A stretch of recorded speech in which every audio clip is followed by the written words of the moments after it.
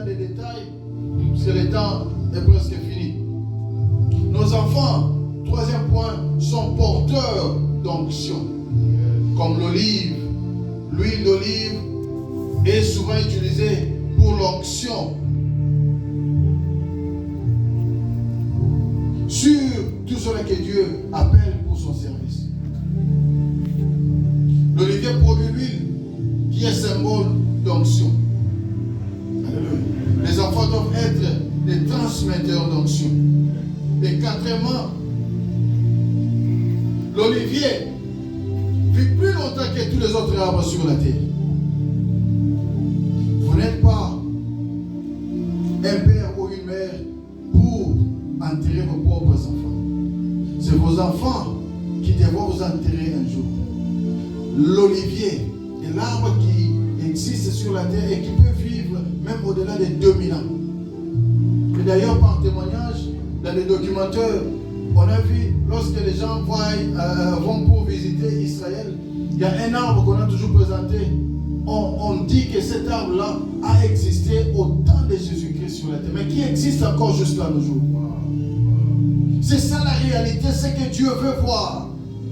Vos enfants doivent vivre plus longtemps que vous, doivent faire mieux que vous, doivent faire des choses plus grandes que ce que vous avez fait sur la terre. Alléluia.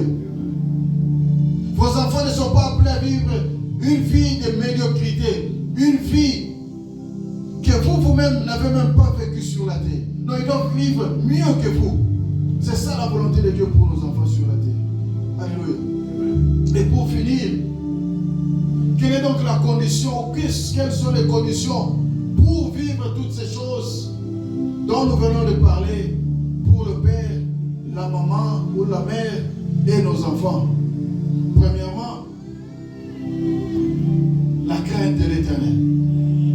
Proverbe 8, 13. La crainte de l'Éternel. C'est ce qui va vous permettre, si vous êtes un papa ou une maman, ou les enfants qui craignent l'Éternel, vous allez bénéficier de toutes ces choses dont nous avons mentionné ici.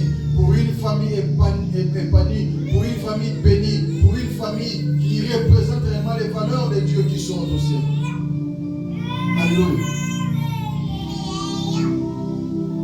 Et deuxièmement, vous devez marcher dans les voies de l'Éternel. Psaume, je pense, 1er verset 1, la Bible dit: heureux l'homme qui ne marche pas selon les conseils des méchants.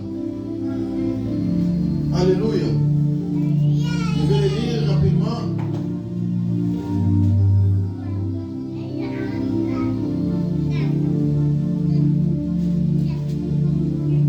Heureux l'homme qui ne marche pas selon les conseils des méchants, qui ne s'arrête pas sur la voie des pécheurs et qui ne s'assied pas en compagnie de mon cœur.